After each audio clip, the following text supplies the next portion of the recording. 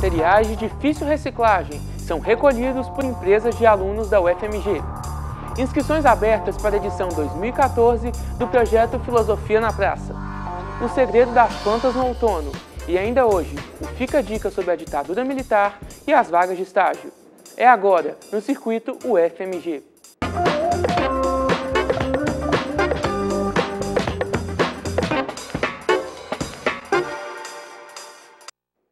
Boa noite. Unidos pelo Meio Ambiente. Uma empresa formada por alunos da UFMG promove campanha de conscientização e recolhimento de materiais de difícil reciclagem, com o apoio do Departamento de Gestão Ambiental.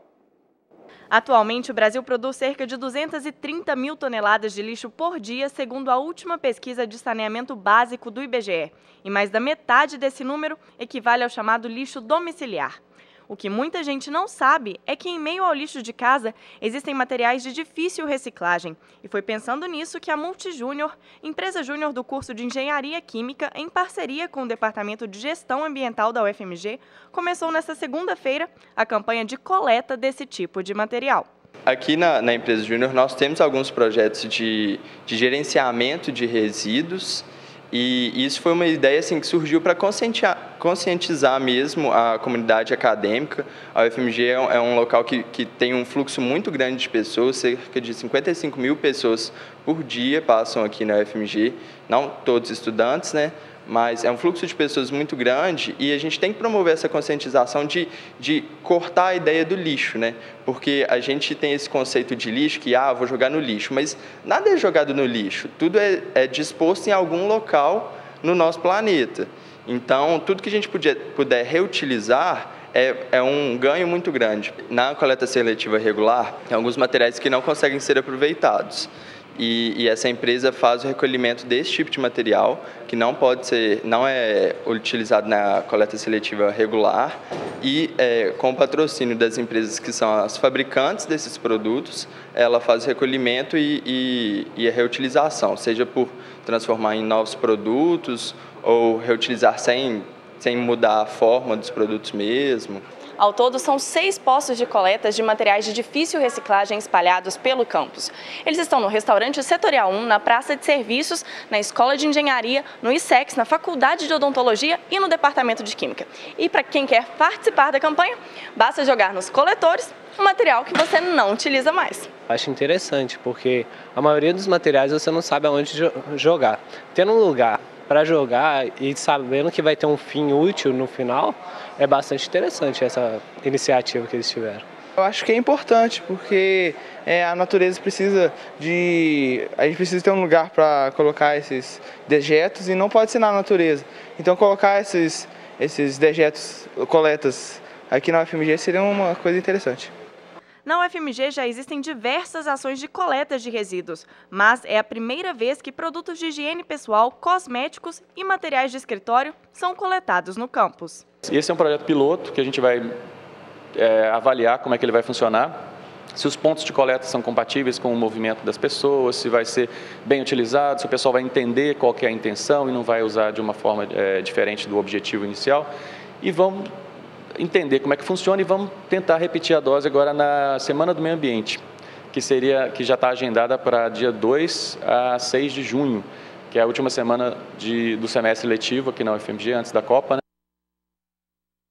Na semana no qual o golpe militar completa 50 anos no Brasil, o Fica a Dica é dedicado ao tema. Na dica de hoje, o que mudou em relação ao partitarismo após o golpe?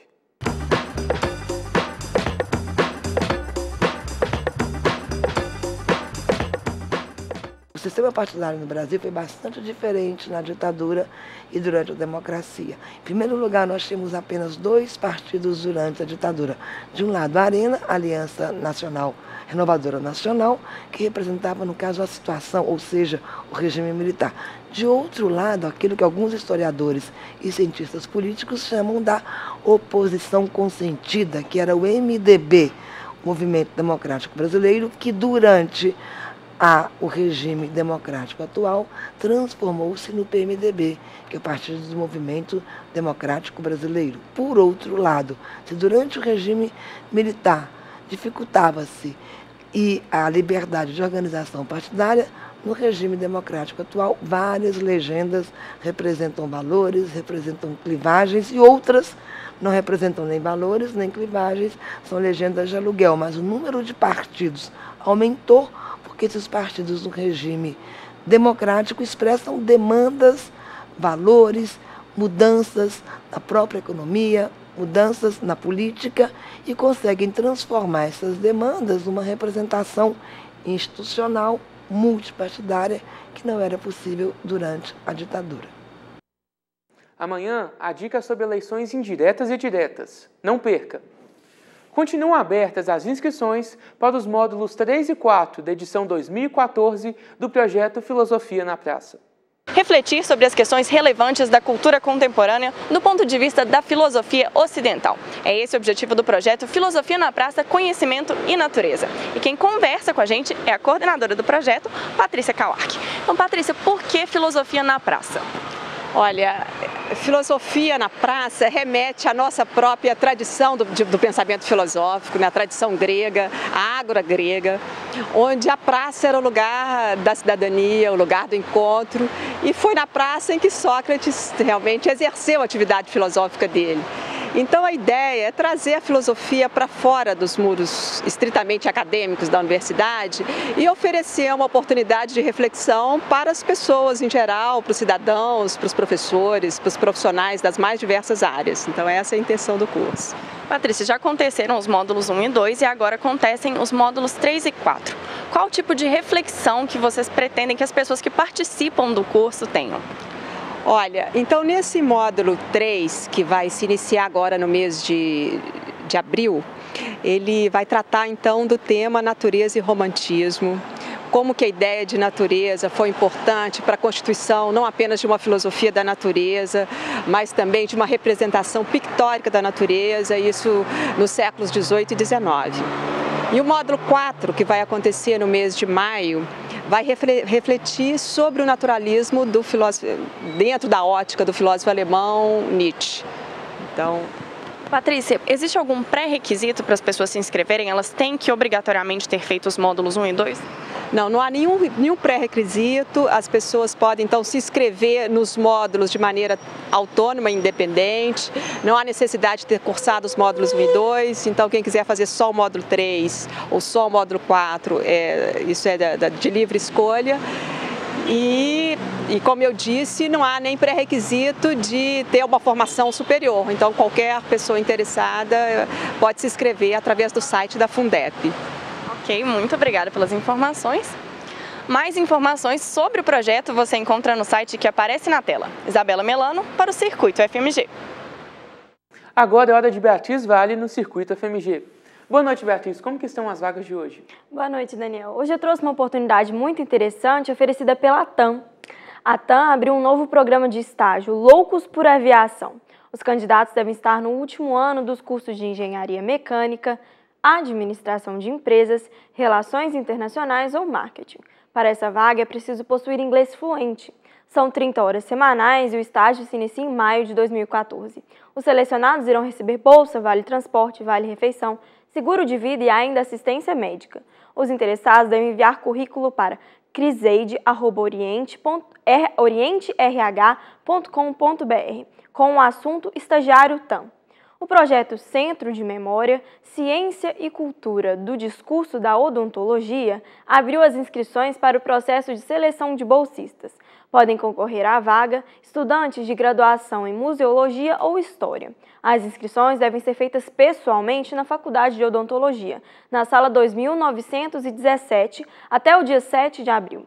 Os selecionados receberão bolsa de R$ 400 e a carga horária de 20 horas semanais. Mais informações pelo e-mail odonto-senex@ufmg.br.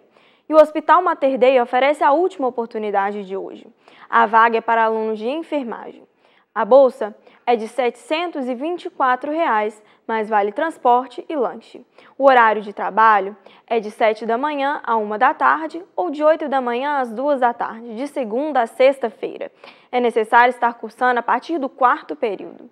Interessados podem concorrer à vaga pelo site vagaspitagoras.com.br. Eu volto na quarta-feira, Daniel. Obrigado, Beatriz. Durante o outono é comum encontrar as ruas e até mesmo o quintal de casa repleto de folhas caídas de árvores. O motivo das plantas agirem dessa forma durante a estação você descobre agora.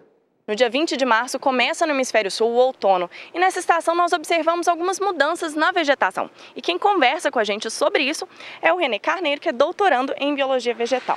Então, René, por que acontece essa mudança assim na vegetação? Porque no hemisfério norte nós observamos que elas ficam bem amareladas e a queda a gente consegue perceber. Agora no hemisfério sul essa mudança não é tão grande. Por que isso acontece? Então, Isabela, isso é uma resposta completamente comum para a fisiologia das plantas. As folhas, elas têm data de validade, então elas têm uma vida útil e normalmente as plantas vão descartá-las durante a sua vida. O que acontece quando a gente observa essa queda abrupta de folhas no hemisfério norte ou na região temperada, por assim dizer, que é diferente aqui da nossa realidade, é que lá o outono, a chegada do outono é uma mudança muito grande em termos climáticos, né? Então a gente tem uma queda de temperatura acentuada, a qualidade luminosa muda ao longo do dia e as plantas conseguem perceber e ler essas mudanças ambientais. E para se adaptar a essas novas condições com a chegada de uma nova estação, elas têm essas respostas. Então lá, como neva, fica muito frio, as plantas precisam se dispor das folhas rapidamente para poder suportar as condições adversas do inverno, o que não acontece aqui, né? Então a senescência na região tropical ela é mais dispersa, ela não é abrupta. Então as folhas vão senescer, a gente pode observar aqui que senescência ocorre nessas plantas de tabaco aqui, né, que são de experimento, elas ficam amareladas, mas não é a planta inteira que perde as folhas, porque as plantas têm a capacidade de suportar o outono que não é tão bem demarcado quanto o do hemisfério norte. René, no outono, as pessoas, por exemplo, que têm plantas em casa, elas têm que tomar algum cuidado específico, diferente das outras estações?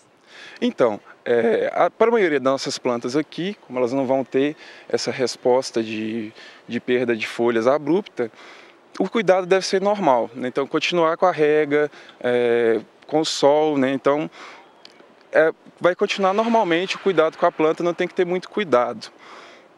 Se você eventualmente tiver uma planta que responde a essas mudanças ambientais, ela vai perder folhas, mas isso é completamente normal, certo? Só não pode esquecer de aguar a planta, porque ainda que ela não tenha folhas, ela está viva, ela vai rebrotar com a chegada da primavera, você tem que manter as regas mais espaçadas para que ela continue com a sua vida normalmente, mas é uma coisa completamente normal, só deixar a cargo dela que ela segue com sua vida.